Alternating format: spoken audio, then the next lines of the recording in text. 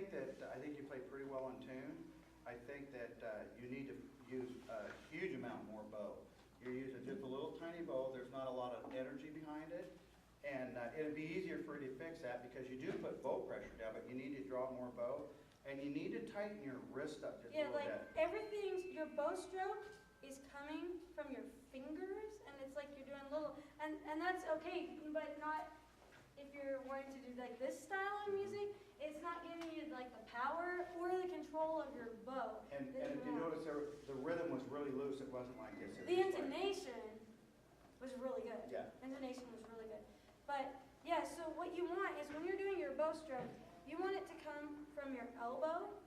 And if it comes from anywhere else, you're going to have issues. So like beginners, you see them, and their bow stroke sometimes, if they're not paying attention, comes from up here. So they, right? And that's the kind we really don't want.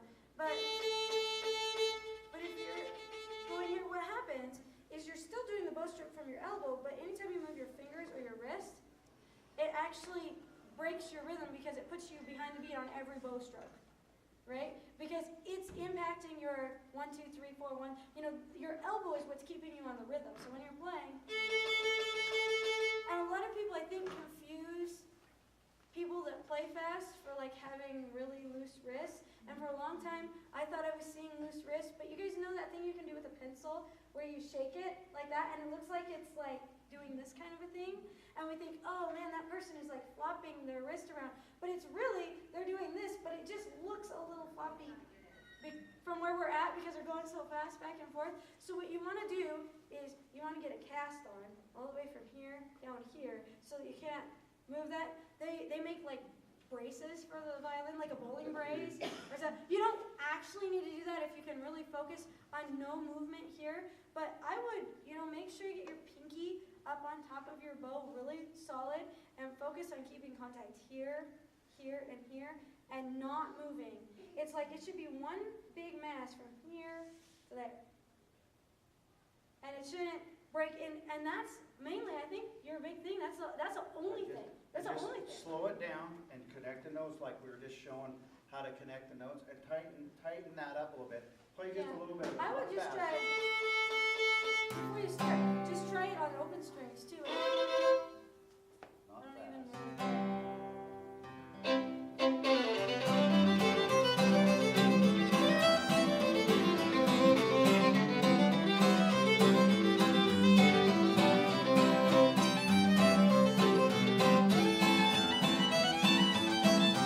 For the guitar. So it's really like more from there. Try it just on the A string. Just really get it. Slow. Do you see how your pinky's all the way off the bow? Yeah. Good. Okay, now here's the other thing you want to do. What you're doing right now is you're using your muscle, this muscle here. We have one student, Andy, of ours that does this. You're using your muscle to lift up your bow. So you're taking all your strength and you're lifting up your bow, and then you're trying to do it from here. But what you want to do is and this is a lot of times if you hear people, they sound really good, but you don't have that like really thick tone that you want. Usually what causes it is you think, oh, I'm doing pressure because I'm tensing that muscle. When you tense that muscle, it takes all the weight off your bow, and you're getting, right? But if you relax that muscle, you put your pressure into the string. It's a lot easier to control. Yeah, that's what you want. And you want to, basically, while you're playing that song, you want to be going with your arm relaxed here and opening from your elbow and all your fingers on your bow. So try that one more time just on the A. Slow it down.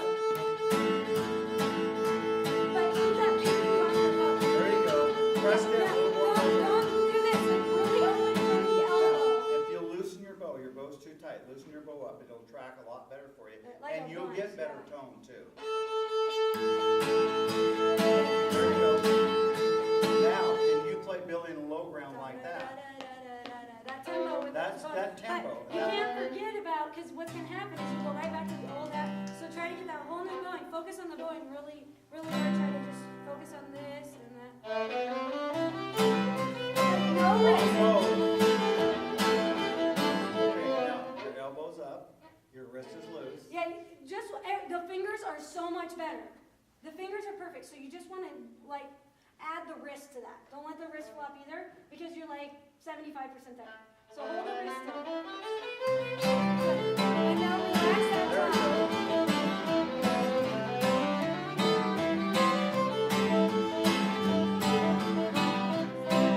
When you have that, now look at the contact.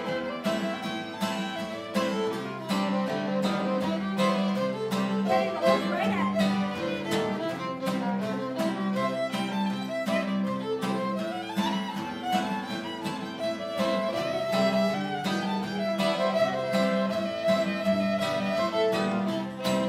See how that changed the whole flavor of what you were doing? The rhythms were better, the intonation was better, the tone was better, everything was better just for that little thing. Now, here's the hard part. Will you practice that way? If you practice that way and you listen to that kind of music, I mean, that was real similar to the way Major Franklin bowed, wasn't it, Ray? Sounds a little Major Franklin-y right there. And it's a lot more under control. A lot more at Didn't that sound like you tempo. were fighting that. And when you feel like, okay, I've got this going the way I want it, and it's under control, and you can do it consistently, over and over, then speed it up maybe a tiny bit. But I'll tell you what, that wasn't that slow. No, that was good. Really good. That was a lot That's a better. good little groovy tempo. Again, you can have good drive at that tempo. You don't have to be playing 500 miles an hour to have drive, because drive is not speed. If Drive you is go energy. too fast, you're like on the verge, like you could have a major malfunction or a crash. And even if you don't have one, it just feels uncomfortable when you play. I see everybody likes to play up to like his, go through this too, right? Play up to as fast as you think you can make it, right? But if you back off like 10 metronome clicks or so, it's so much more easy because you can control everything you're doing and you don't have to worry. I tell my students that much slower makes it that much better. You get that much bigger of a trophy when you go like that. Yeah, I use big trophy, little trophy.